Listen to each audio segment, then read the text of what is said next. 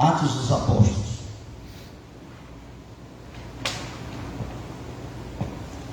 Nós vamos ler o capítulo de número 3,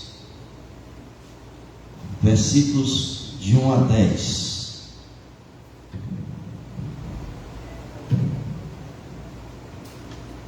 Atos dos Apóstolos, capítulo 3, versículos de 1 a 10, que diz assim: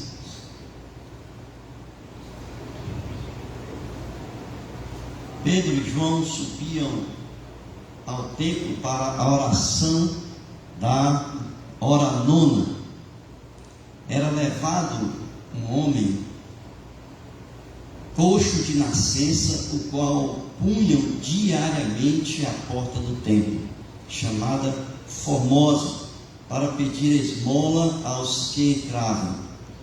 Vendo ele a Pedro e João, que iam entrar no templo, implorava que lhe dessem uma esmola. Pedro, fitando juntamente com João, disse: Olha para nós. Ele os olhava atentamente, esperando receber alguma coisa. Pedro, porém, lhe disse: Não possuo nem prata, nem ouro, mas o que tenho, isso te dou. Em nome de Jesus Cristo, o Nazareno, anda. E tomando-o pela mão direita, o levantou. Imediatamente os seus pés e tornozelos se firmaram. De um salto se pôs em pé.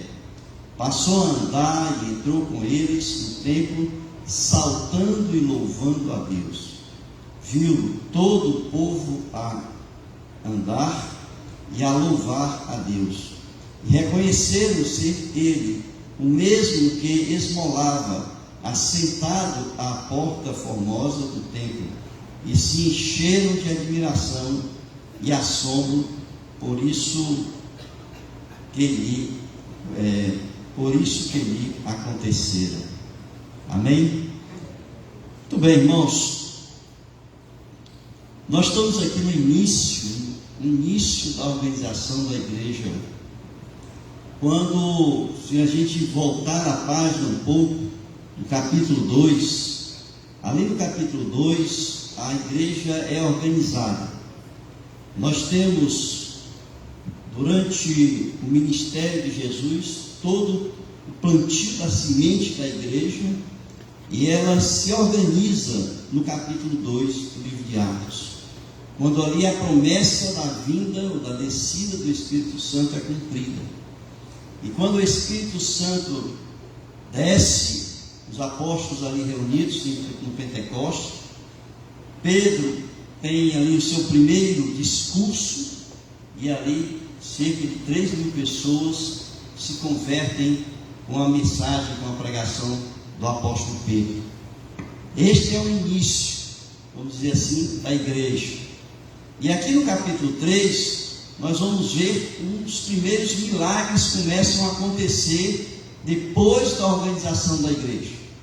E esse milagre, ele é relatado exatamente no momento em que, logo após o primeiro discurso de Pedro, acontece a cura daquele paralítico, do coxo de nascença, e aqui se abre uma nova oportunidade para a pregação do Evangelho, porque é a partir desse momento aqui da história da igreja que Pedro, pelo menos a forma como foi relatada historicamente, é quando há o segundo discurso de Pedro. Esse segundo discurso agora no templo, ali em Jerusalém.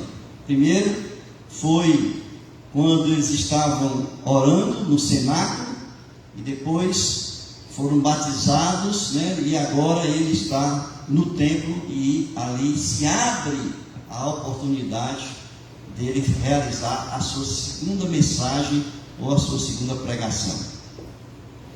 E aqui é interessante a gente acompanhar esse relato histórico, porque a gente pode perceber nessa cura, que eu estou chamando de um milagre inesperado, que a gente pode fazer uma comparação entre os objetivos que estavam na mente das pessoas que ali se encontravam e o propósito de Deus com a cura daquele coxo de nascença. O que é que a gente consegue perceber aqui? Esse homem era um paralítico que havia nascido assim. E diz o texto que ele tinha mais de 40 anos. Capítulo 4, versículo 22 do livro de Atos, diz ali que ele tinha mais de 40 anos. Portanto, uma pessoa que nunca havia experimentado vamos dizer assim, mesma liberdade que nós usufruímos, de fluir e vir, sempre dependente de outras pessoas.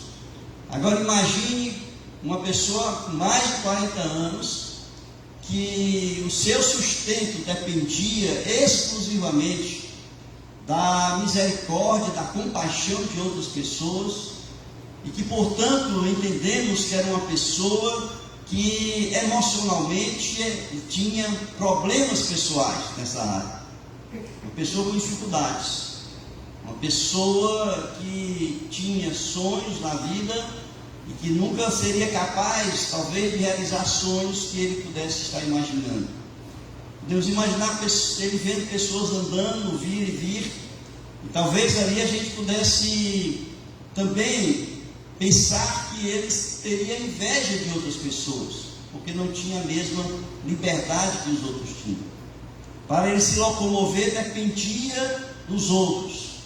Você tem uma ideia, para ele chegar onde ele chegava todos os dias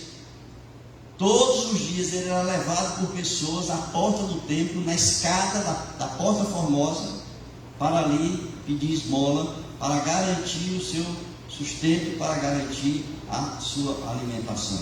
Todos os dias ele estava lá, dependente de pessoas. E a gente então olha para esse lado da história, mas a gente percebe que ele tinha uma estratégia. Pode passar o slide. Pode passar. Passa. A gente percebe que eles tinham uma estratégia. A estratégia de chegar naquele local. Por que ele chegava exatamente naquele local às 3 horas da tarde? Porque era a hora da oração, quando as pessoas ali em Jerusalém iam para o templo para orar. Portanto, uma multidão de pessoas estavam ali naquele horário. E ele estrategicamente era colocado na porta, na entrada, ali na escada da porta, para que as pessoas, na medida que fossem passando, depositassem ali a sua esmola, para que ele pudesse sobreviver. Por outro lado, nós temos a ida de Pedro e João. A ida de Pedro e João também foi estratégica. Muitas vezes a gente olha e percebe que eles estavam continuando um costume, um padrão de comportamento judaico, que era todos os dias, 3 vezes ao dia, e ao templo para orar. Todos os dias, 3 vezes ao dia, os judeus iam ao templo para orar. De manhã, 9 horas da manhã, 3 horas da tarde, e final da tarde. 3 vezes ao dia, todos os dias. Pedro e João, possivelmente cumprindo, vamos dizer assim, esse padrão de comportamento judaico, eles foram para o templo também exatamente naquela mesma hora, 3 horas da tarde, quando o coxo de nascença foi colocado ali. E eu entendo, irmãos, que eles não estavam ali simplesmente para orar, mas havia ali uma estratégia de Pedro e João, porque era o momento em que eles estavam indo ao templo para orar, mas ao mesmo tempo uma multidão de pessoas também estava. E o que eles foram fazer ali? Pregar o Evangelho, ensinar o Evangelho, porque é uma estratégia. Ir para um local onde a população se reúne e ali aproveitar aquele momento para ensinar também o Evangelho. Então haviam 2 propósitos diferentes. Entendo. Na cabeça do coxo, era um homem necessitado, e ele estava querendo receber das pessoas o seu sustento. Portanto, o pensamento dele, que estava na cabeça dele, era a esmola que ele procurava receber. E por outro lado, os apóstolos que tinham no seu coração, na sua mente, a intenção de pregar o Evangelho e de ensinar o Evangelho. E nós então vamos perceber também que dentro desse contexto da cura, abriu-se uma grande oportunidade para a igreja, do testemunho que foi dado pelo coxo que ali havia sido curado. Porque depois de haver curado, quando as pessoas viram, quando as pessoas se admiraram, e diz o texto que todo o povo viu aquele coxo andando, estavam admirados com aquela cura, foi um dos maiores testemunhos no início da igreja do poder de Deus na vida das pessoas. Então, uma história que a gente pode pensar, talvez, na aplicação disso para cada um de nós. Eu percebo, irmãos, que estrategicamente nós poderíamos fazer a mesma coisa que esses apóstolos fizeram. Eu penso muitas vezes aqui, na quarta-feira, se eu não me engano, quarta-feira é dia de feira aqui, é? Quarta-feira tem uma feira nessa ruazinha aqui. E eu vejo assim, a feira que acontece aqui toda quarta-feira é um momento do bairro onde há talvez a maior concentração de pessoas no bairro durante a semana, porque as pessoas vão para aquele local para fazer a feira. E eu fico muitas vezes pensando nas estratégias que nós usamos aqui na igreja, porque a gente sai nas ruas, entrega folheto, né? Às vezes nem acontece da gente encontrar pessoas e não acontece nada com o evangelismo que a gente faz. Ora, e por que a gente não usa a mesma estratégia daquelas pessoas que antigamente já nos ensinavam a fazer? Por que a igreja, as pessoas que trabalham com evangelismo na igreja, porque trabalhar com evangelismo na igreja, na verdade, todos nós deveríamos trabalhar, tá? Mas existem pessoas que são mais ousadas do que outras. E por que essas pessoas não estão ali na quarta-feira, evangelizando as pessoas na quarta-feira? Chega na barraca, compra uma banana, compra uma verdura, conversa com a pessoa, ali ensina, prega evangelho, ora com a pessoa. Por que não fazem isso? Né? Estrategicamente, irmãos, é uma grande estratégia. É uma grande estratégia, não é? Porque ganhamos tempo, estamos num local onde grandes pessoas, uma grande concentração de pessoas, e portanto, mais fácil de você ali estar com as pessoas pregando o evangelho. Pois só esses apóstolos fizeram isso, foram lá. Só que, irmãos, a gente tem que pensar algumas coisas com relação a isso. Pode passar aí, por favor? Quando a gente olha, pode passar. Quando a gente olha para essas estratégias, a gente percebe que Deus tinha um propósito maior. O propósito dos apóstolos era um propósito abençoado, porque iam lá para pregar o evangelho. Mas o propósito contrário do coxo era receber algum bem material para a sua vida. E quando a gente olha, então percebe que nessa história Deus tinha um propósito muito maior do que o propósito dos apóstolos e o propósito do coxo. E Deus então reúne, volta aí o slide, por favor.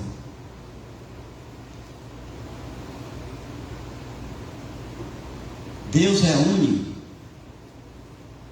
os dois propósitos, Ele une esses dois propósitos para que os seus planos se cumpram na igreja, e a igreja pudesse ali ser expandida através da cura e do testemunho que aconteceu naquele momento.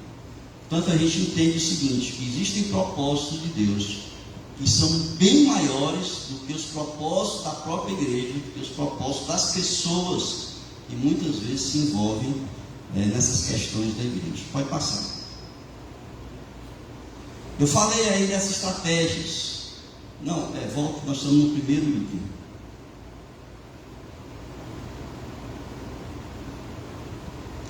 Nós falamos aqui das estratégias dos apóstolos e do coxo. O que muda, pode passar, o que muda nessas estratégias, o que muda, é o propósito do coração. Por quê? Porque enquanto um queria evangelizar, pregar o evangelho, estar num momento de oração ali no templo, o outro queria bens materiais. Portanto, propósitos diferenciados ali no coração de cada um. Pode passar. Portanto, o que muda é o coração, né? é o propósito do coração, e portanto Deus une esses dois propósitos para que seus planos se cumpram na vida da igreja. Tá? Aí no ponto 2, nós vamos ver que naquele momento que os apóstolos estão passando pelo pórtico, né, e uma oferta superior foi concedida, a gente vai perceber aqui algumas questões que eu gostaria que vocês prestassem bem atenção. Eu penso assim: quantas vezes Pedro e João entraram por aquele portão para o templo, e aquele homem com mais de 40 anos de idade, que estava todos os dias naquela porta, quantas e quantas vezes eles passaram por aquele coxo de nascença e o viram pedindo esmola? Todos os dias eles faziam isso. Todos os dias aquele coxo era colocado ali. Todos os dias eles passavam. E somente naquele momento ali, irmãos, que eles estavam passando, que o coxo viu e começou a clamar e a gritar, pedindo esmola para Pedro e João. Pode passar aí. E aí a gente vai ver que aquele coxo, irmãos, a gente não pode dizer quanto tempo, porque ele é coxo de nascença, mas a gente não pode dizer assim, quanto tempo ele estava ali, ele não pode dizer. Mas possivelmente muitos anos ele estava ali. E a situação daquele coxo nunca havia sido resolvida. Muitas vezes a gente tem pena das pessoas que pedem esmola para a gente. E eles usam muito da compaixão das pessoas, eles usam muito da misericórdia que as pessoas têm por aqueles que sofrem, por aqueles que são pedintes, por aqueles que estão pedindo esmola para sobreviver. Eu vejo nas ruas, e a gente vê isso normalmente, nós muitas vezes doamos também a nossa moeda, mas a gente dá esmola para aquela pessoa naquele dia, e no dia seguinte ele está lá novamente pedindo esmola. Ou seja, a nossa ação não é uma ação que resolve a situação daquele pedinte.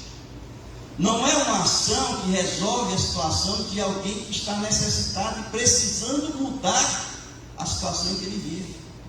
Dar uma esmola é você procrastinar uma solução, é você deixar que a coisa continue a ser da mesma forma como ela está.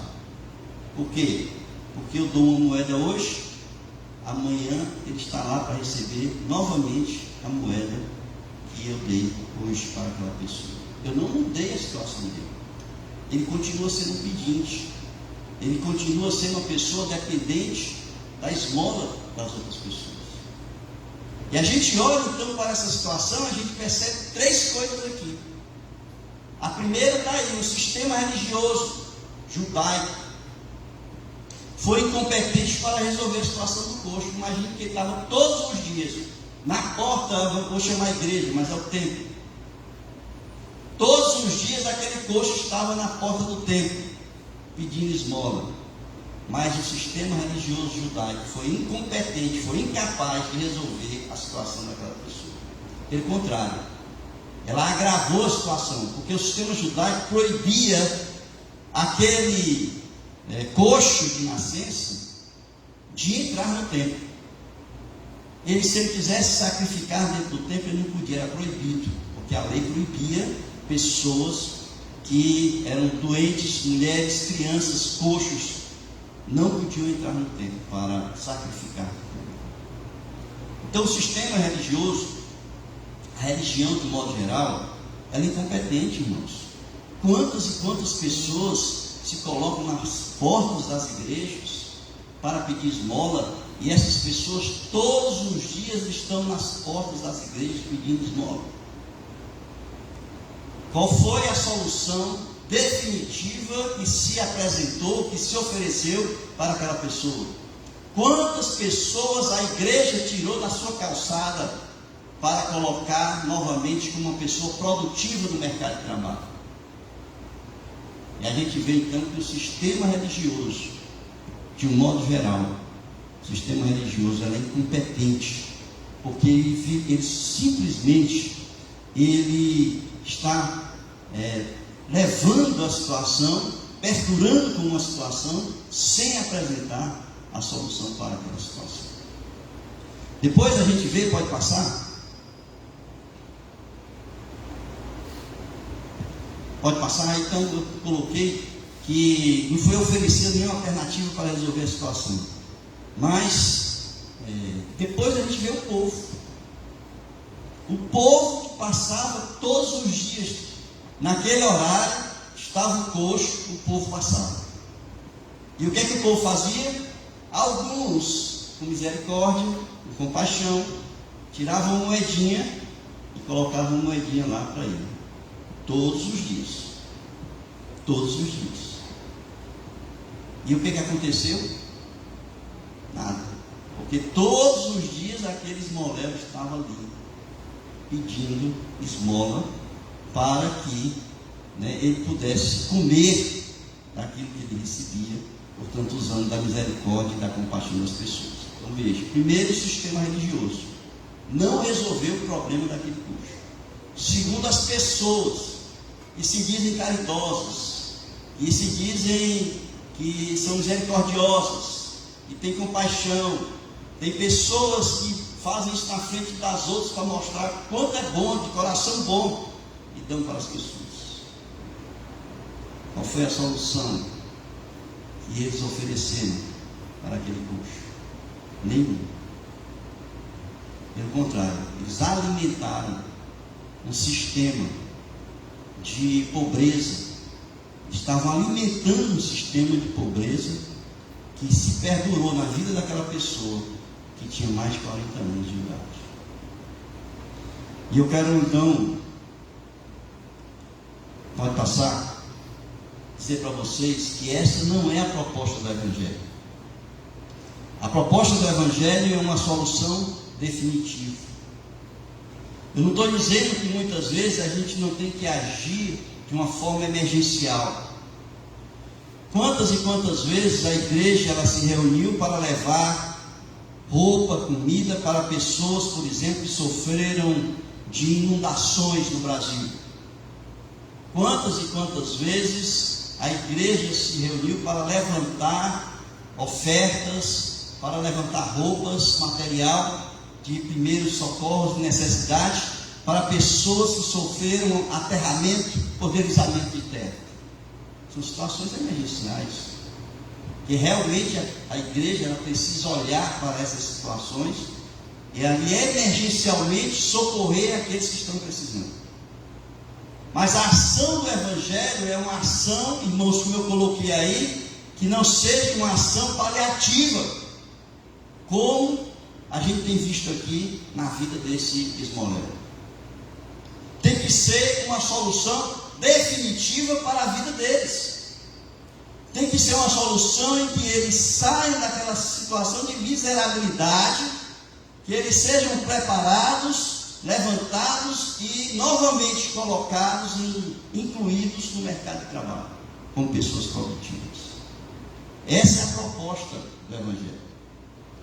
E nós não podemos ficar na mesmice de simplesmente dar uma cesta básica para alguém sem mudar a condição de vida daquela pessoa. Jesus, quando ele veio para resolver a situação do povo. Ele não veio para empurrar com a barriga aquela situação, para dar uma solução paliativa. Não, eu vou te dar comida aqui hoje, amanhã tu volta que eu vou te dar novamente. Não é isso a proposta do Evangelho. E aqui, quando a gente lê esse texto, a gente percebe que Jesus, ele resolve a situação de forma definitiva, daquele coxo de nascença. Pode passar. O que é que acontece? A gente vai ver as características da cura. Que o propósito de Deus, naquele momento ali, foi curar o paralítico. Esse foi o propósito de Deus. Para quê? Para que ele fosse testemunha para o crescimento da igreja. O propósito dos apóstolos era oração, pregação e ensino do Evangelho. O propósito do coxo era receber a sua esmola. Todos os dias ele recebia. Mas o propósito de Deus era a cura daquele coxo. Era a solução definitiva para aquele coxo. Para que mostrasse qual é o poder de Deus na vida, qual é o poder do Evangelho e qual é o papel da igreja na vida das pessoas. E aí a gente vai ver então algumas características dessa cura que talvez vocês não tenham percebido quando leram esse texto. Pode passar. Qual é a primeira característica, irmãos?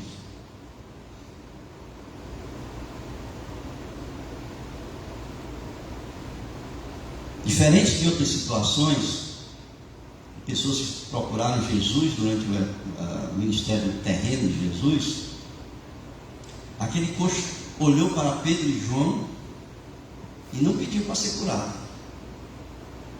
Ele pediu para ser curado? Sim ou não? Não. Né? Ele não estava interessado em ser curado. Ou ele não imaginava que seria possível ser curado.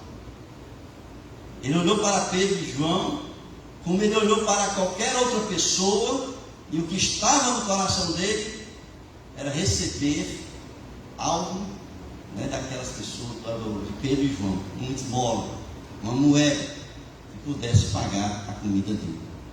Passa. Interessante é que também naquele momento ali, que ele olha para Pedro e João, e ele pede a esmola, ele clama por uma esmola, Pedro e João param, eles já tinham passado ali por aquele cidadão milhares de vezes, mas naquele momento ali, vocês veem que é a ação do Espírito Santo.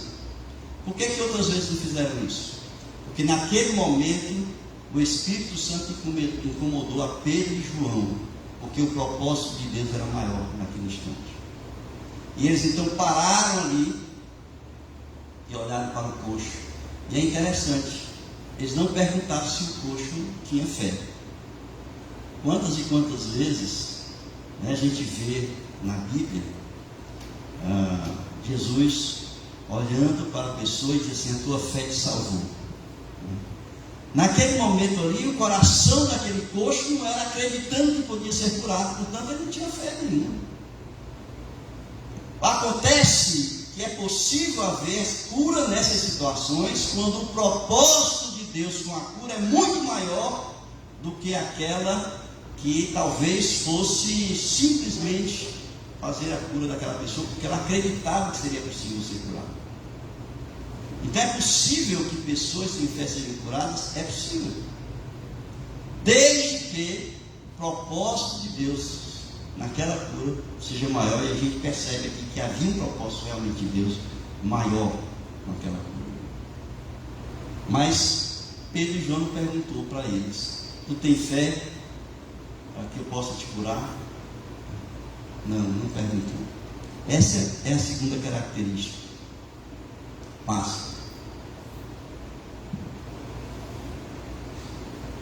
A terceira característica é que naquele momento ali, Pedro e João dizem para ele: olha, nós não temos o que você está querendo.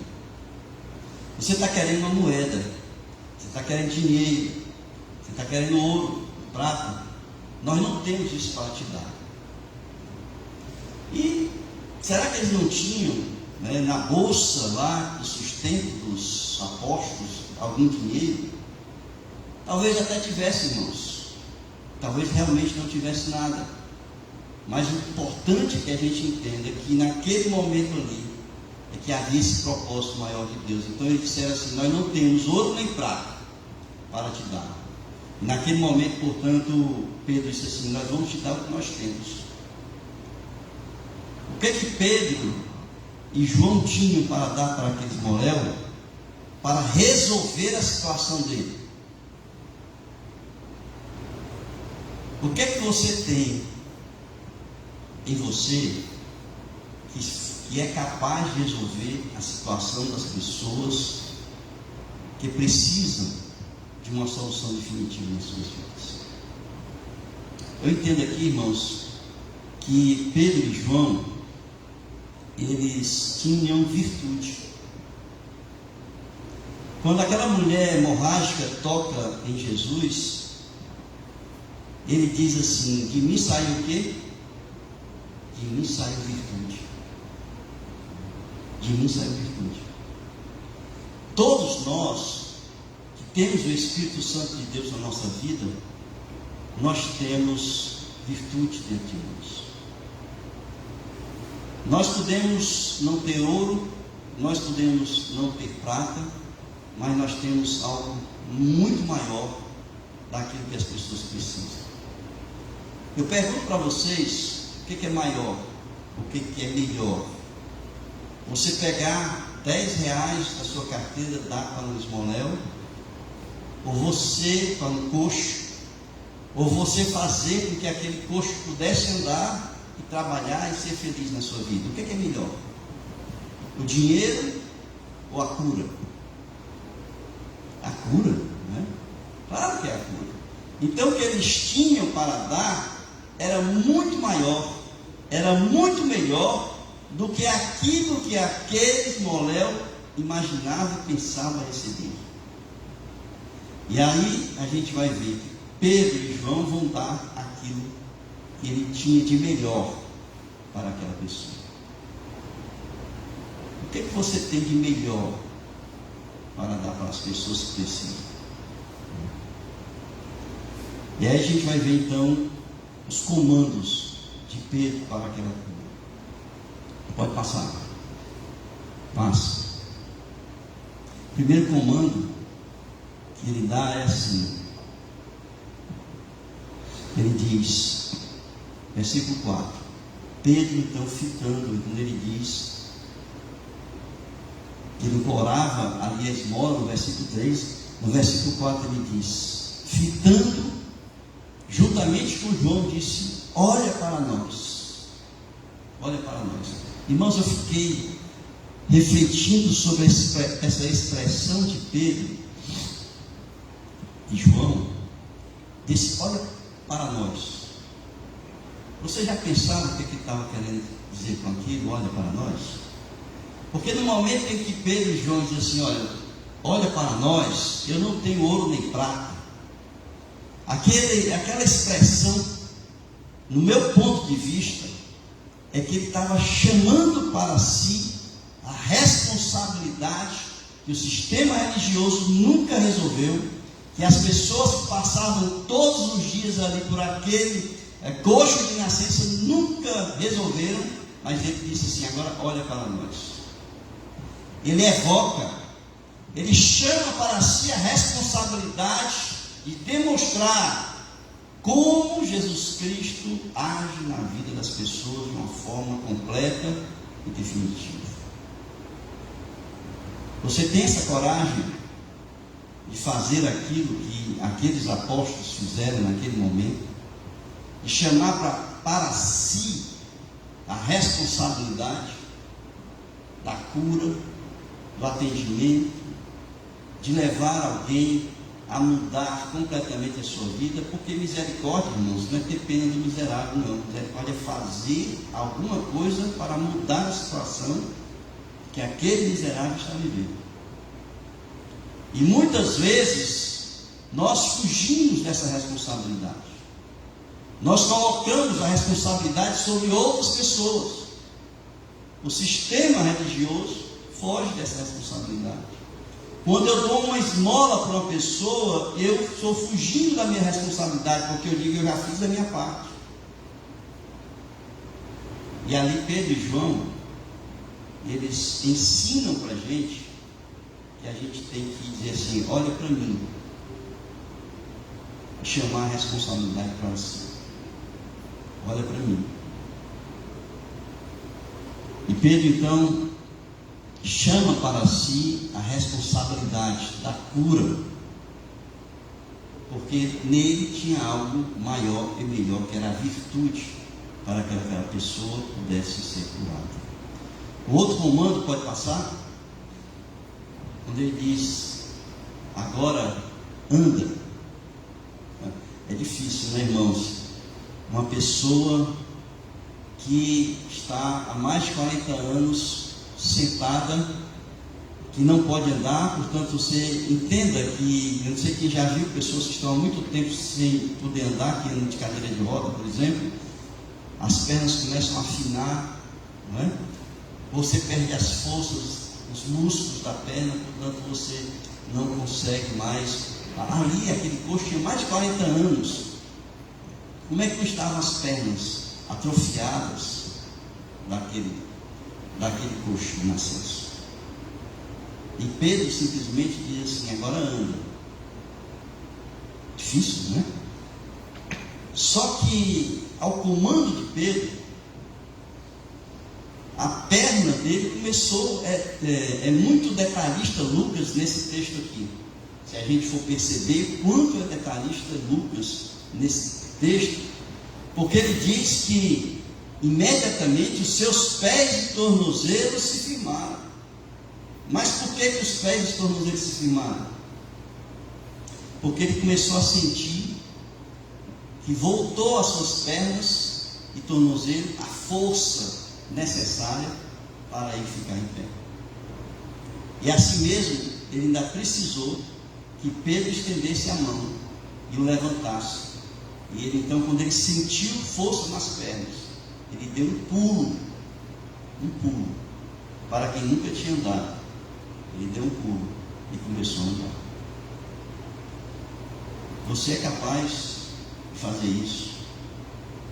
Talvez você não seja capaz de realizar o mesmo milagre, mas o milagre da transformação na vida de uma pessoa você é capaz. É preciso que você tenha coragem, é preciso que você tenha a mesma ousadia de dizer: olha para mim, chamar para si a responsabilidade sobre a vida de uma pessoa que precisa de você. Então, ele pode passar, ele toma ali pela mão direita e o levanta, e ele imediatamente ele fica em pé. E aí a gente percebe, irmãos, uma nova perspectiva na vida daquele coxo de nascença. Agora vejam, uma pessoa que nunca tinha entrado no templo, nunca tinha entrado, porque ele era proibido de entrar, nunca tinha entrado no templo. Agora ele entrou no templo juntamente com os apóstolos. E naquele momento que ele entra no templo, ele entra louvando a Deus. Veja o texto, quando ele diz assim, versículo 8: de um salto se pôs em pé, passou a andar, e entrou com eles no templo, saltando e louvando a Deus. Que mudança, né, irmãos? Que transformação. Uma pessoa que, para se deslocar de um lugar para o outro, precisava que outras pessoas o carregassem. Uma pessoa que nunca tinha entrado no templo para louvar e adorar a Deus. Naquele momento ali houve uma transformação, uma mudança de perspectiva, uma mudança de visão de mundo na vida daquele cidadão. E agora ele entra no templo. Ninguém mais seria capaz de proibi-lo de entrar no templo. Ele entra no templo para louvar, para agradecer a Deus aquilo que o Senhor havia feito na vida dele. Pode passar. Então ele entra no templo pela primeira vez na sua vida, e ele então passa a louvar a Deus. Pode passar. E aí a gente vai ver que ele passa a ser uma testemunha viva do poder de Deus na vida dele. A igreja começa a se estabelecer, depois da mensagem, da primeira mensagem de Pedro, a igreja começa a se estabelecer e era necessário que as pessoas pudessem enxergar que Jesus está vivo e que ele tem uma ação através da sua igreja. E ali Jesus faz a cura daquele coxo e ele começa então a testemunhar, ele é a testemunha viva daquilo que Jesus havia operado, né, na vida dele, porque a cura foi feita pelo nome de Jesus. E eu quero terminar, porque naquele momento ali, né, os apóstolos curam aquele coxo. E muitas vezes a gente começa a duvidar que Deus ainda hoje, claro, é capaz de curar. Eu sou uma pessoa que fui curada por Deus. Já contei aqui meu testemunho com relação às minhas cordas vocais, né? E Deus me curou. Deus é o mesmo ontem, Deus é o mesmo hoje, Deus será o mesmo amanhã. Deus cura. Agora o difícil é você entender esse dom de cura. Porque se a gente olhar, irmãos, para o ministério dos apóstolos, a gente vai perceber que os apóstolos não tinham um culto de cura. Tinha culto da cura? Vocês já viram isso na Bíblia? Porque seria muito fácil, não é? Ele, naquele momento que ele passa ali na porta formosa do templo, ele é incomodado pelo Espírito, porque já havia passado outras vezes, nunca tinha ido até aquele cidadão para curar, mas naquele momento o Espírito incomodou, ele orou por eles e ali ele ficou curado.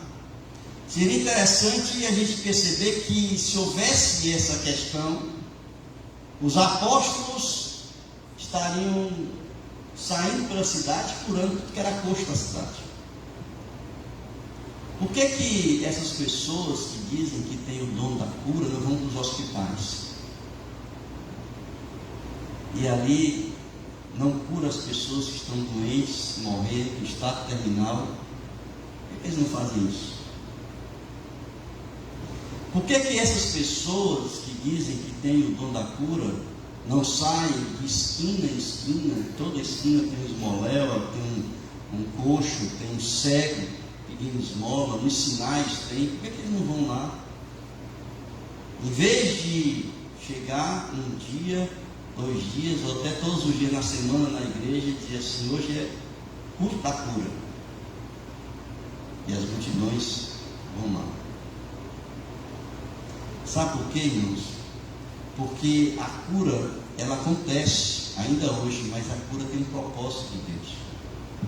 E assim como naquele momento ali, Deus tinha um propósito com a cura daquele coxo, em muitas pessoas, e na vida de muitas pessoas, isso acontece quando Deus tem um propósito maior com a cura daquela pessoa.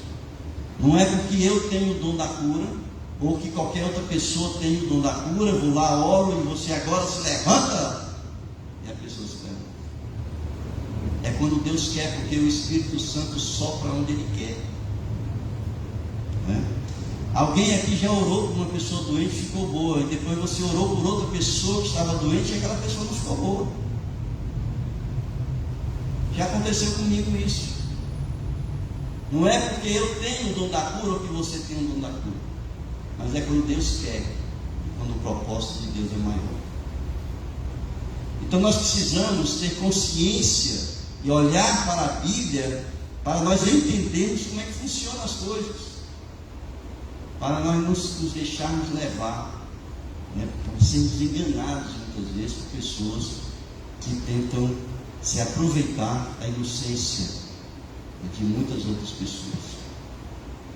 Então o poder de Deus, Deus tem poder ainda hoje de curar.